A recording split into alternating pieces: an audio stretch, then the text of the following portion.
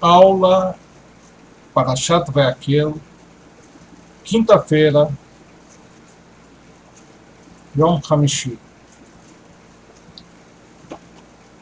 Nós encontramos aqui, na continuação do tema de Mussar, que algo pode causar o ódio ao outro, que seria a inveja, quiná.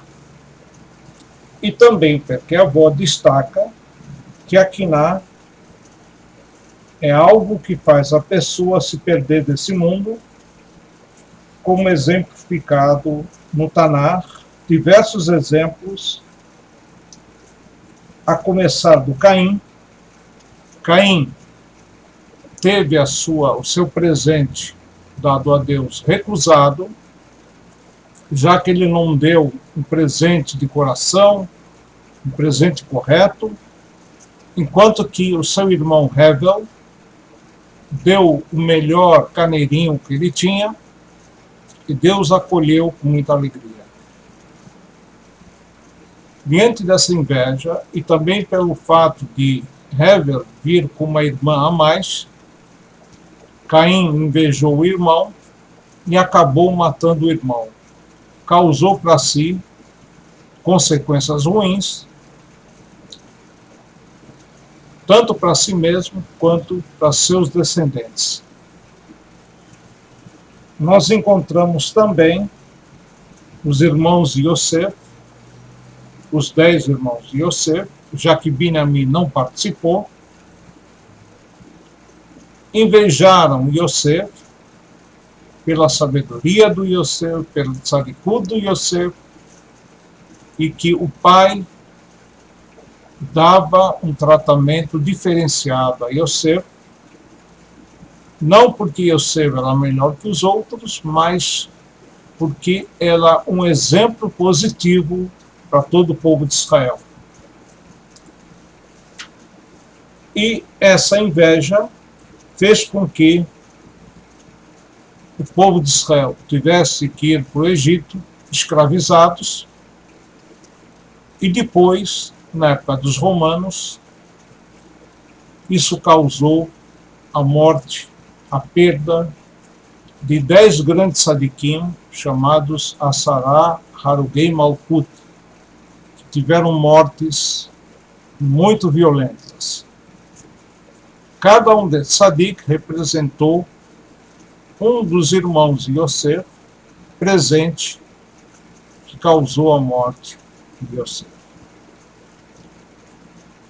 Yerovam e os sábios da sua geração, esse mesmo que repreendeu o rei Salomão,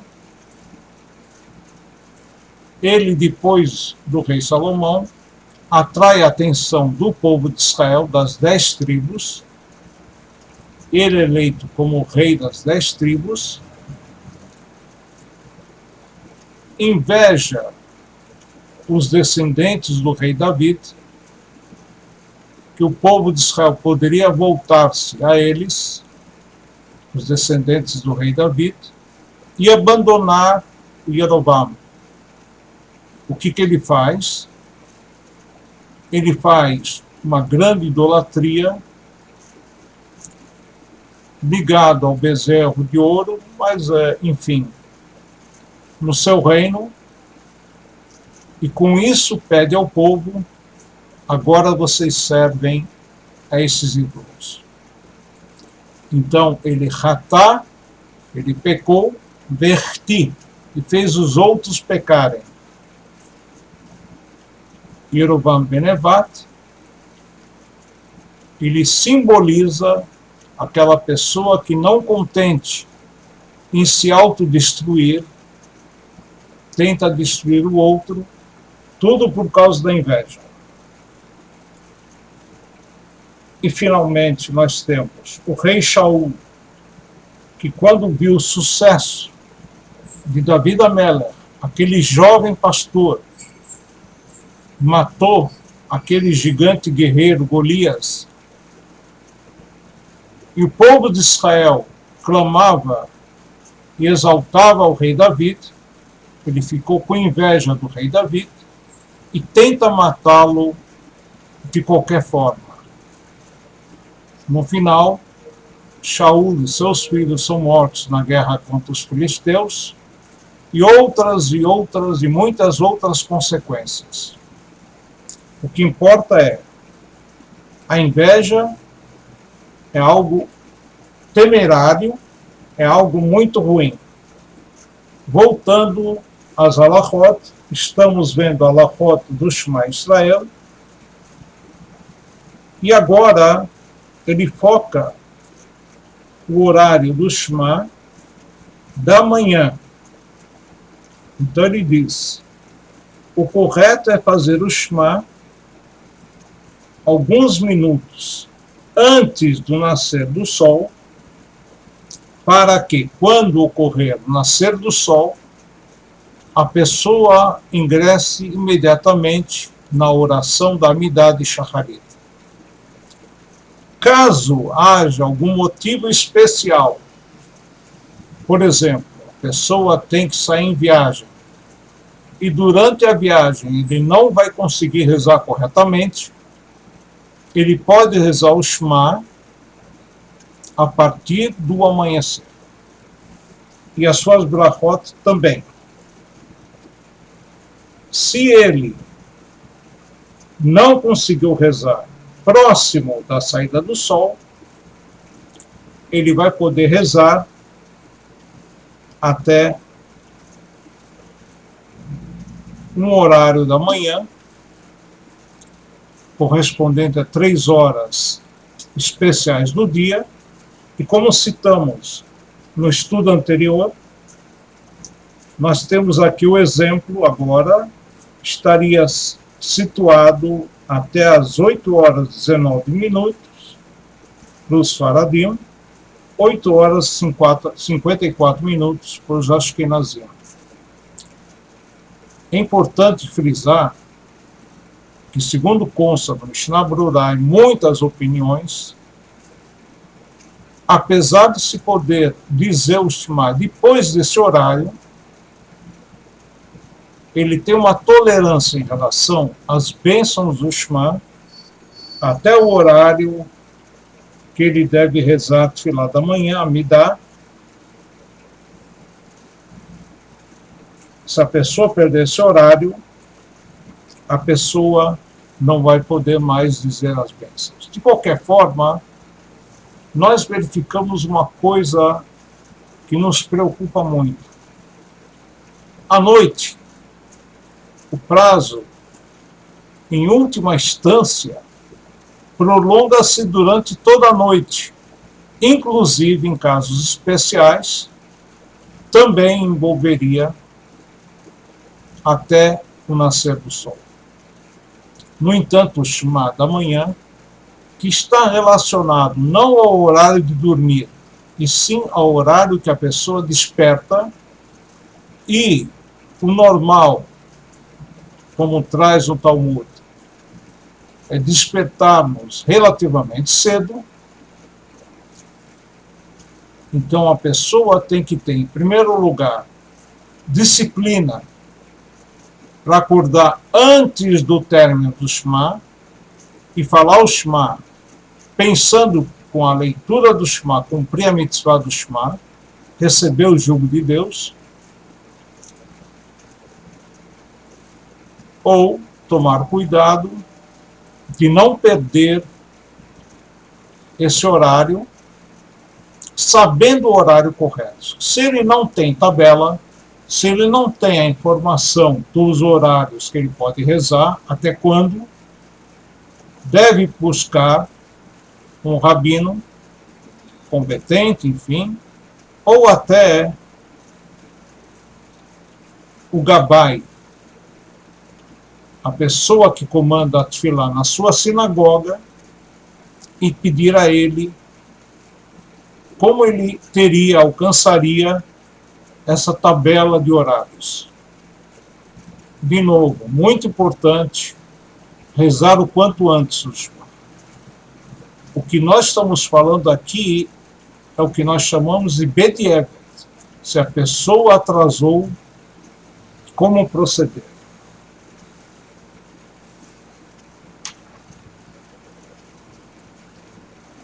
Aqui ele continua. Em caso de viagem, como nós falamos, ele pode fazer o Shema a partir da alvorada, e mesmo que não próximo da saída do sol.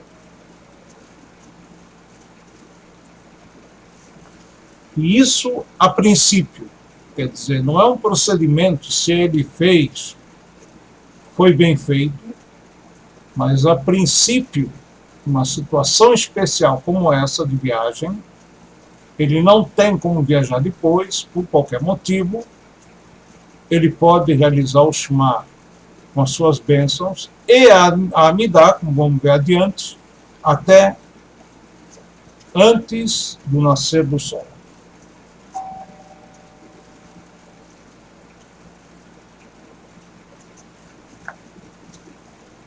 Se ele lê o Shema após 3 horas do dia, que é um quarto do dia, mesmo que ele estava num comportamento de anus quer dizer força maior, que ele estava impossibilitado de fazer o Shema antes, ele não cumpriu com a sua obrigação.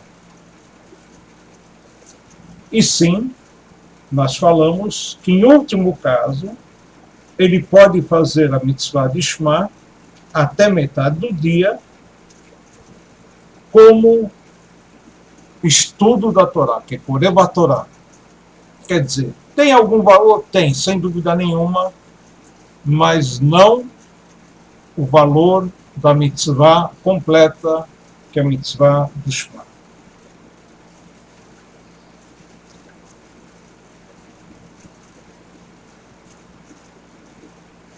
E como já comentamos na aula anterior, ele pronuncia as bênçãos anteriores e posteriores do Shema após 1/3 do dia, ou seja, aparentemente o Rambam está sendo leniente até metade do dia.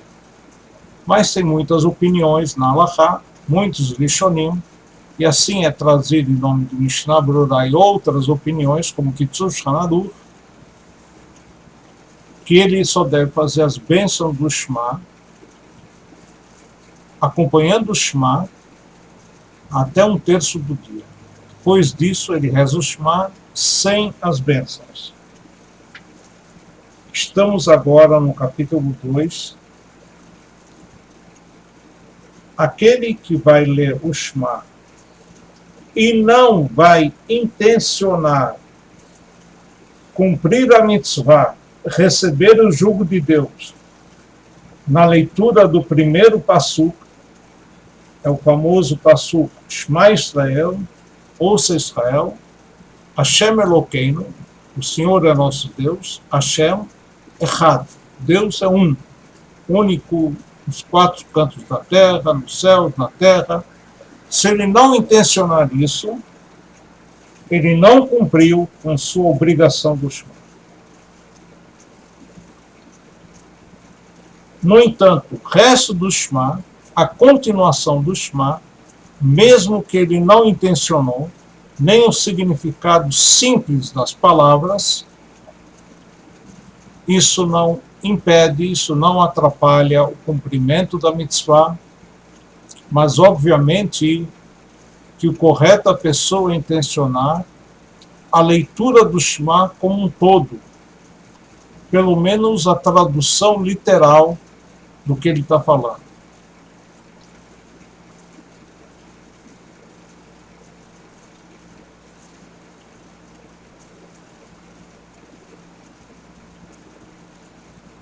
Então ele fala aqui, que é citado no começo do 2º capítulo de Brachot, mesmo que a pessoa esteja dando uma drachá, uma explanação da Torá e citar o Passuk do Shema Israel com a intenção de fazer a mitzvah, com a intenção de receber o jugo de Deus e declarar que Deus é o Senhor de todos e é único, ele estará cumprindo com sua obrigação. A mesma coisa se ele aproveitar a citação na Kriyat Torá, na leitura da Torá, e fizer essa kavaná, essa intenção, também estará cumprindo com sua obrigação. Ou seja, de fato, ele pode cumprir essa mitzvah de uma forma bastante simples, mas o correto, de novo, é fazer a kavaná no Shema por completo. Então, diante do exposto, nós vemos uma coisa interessante. Quando a pessoa reza de manhã, a tefilá é muito longa, requer vários trechos, korbanot, Tzukei Zimra, louvores a Deus, Shema com brachot, Amidá, fora o que é lido depois da Amidá. Então, às vezes, a pessoa, diante das necessidades de terminar a tefilá cedo, poder comer, poder estudar alguma coisa e depois de trabalhar, a pessoa pode cometer um grave erro de rezar rapidamente, inclusive atropelando as palavras e não tendo kavaná necessária, intenção correta no Shema. Então, aquilo que ele lucrou, Scharo Yetze Behefsedó, o lucro dele, numa tefilá apressada, faz com que ele saia no prejuízo. Por quê? Vem a pergunta: se ele rezou e não cumpriu com sua obrigação da tefilá, no Shema, por que ele rezou? Agora, o segredo é, cabe então à pessoa, caso ela não consiga rezar na velocidade do público, começar a rezar antes, ou mesmo começar com o público na sua velocidade. O que importa é, como diz o Kitzur Shulchan Aruch, e assim está na Halachá, Shulchan Aruch, a tefilá tem que ser feita como nós fazemos a contagem do dinheiro. A pessoa não vai contar o dinheiro rapidamente sob pena de não contar corretamente. Então, a tefilá tem que ser equilibrada, feita pausada, com kavaná, com intenção. E aí, já que ele rezou com coração para Deus, com alegria e corretamente, Deus vai escutar sua oração e vai realizar todos os seus desejos. Esse é um segredo que muita gente não percebe. Rezar para Deus com alegria, com kavaná, com boa intenção e sem correr exageradamente. Aliás, sem correr. Essa é a forma correta. Deus escuta a oração e responde a sua oração imediatamente. Ele fala aqui, pode-se efetuar a leitura do Shema tanto de pé, quanto sentado, quanto caminhando, e no caso de doente, mesmo deitado, desde que ele esteja um pouquinho levantado, se for possível, e até caminhando. Essa opinião do Beit Hillel, na Mishnah, e assim a Halachá. No entanto, pela Kabbalah, o Shema deve ser pronunciado, assim como suas bênçãos, sentado. Porque, aparentemente, poderíamos pensar, bom, assim como a Amidá é de pé, Então, é uma honra, é algo especial a pessoa rezar a Deus de pé. Fala que não. Existe níveis de oração, sequência de oração. O Shema e suas bênçãos é introdutório ao Shemona Esrei Amidah. Então, nós devemos fazer o mesmo de forma correta, sentado. Depois do Shema, aí sim a pessoa está diante do rei, a Amidah, a mesma é dita de pé, os dois pés juntos, enfim. A Tefilá Amidah é chamada de Amidah, quer dizer de pé. Mas se a pessoa se encontra cansada e não está conseguindo se concentrar no Shema sentado, ele pode rezar pela Alahá de pé. De novo, o importante é a pessoa se concentrar, rezar, a princípio sentado, mas se houver necessidade, de pé. Agora, o detalhe é, começou a rezar de pé, não pode sentar. Começou a rezar sentado, não pode se levantar.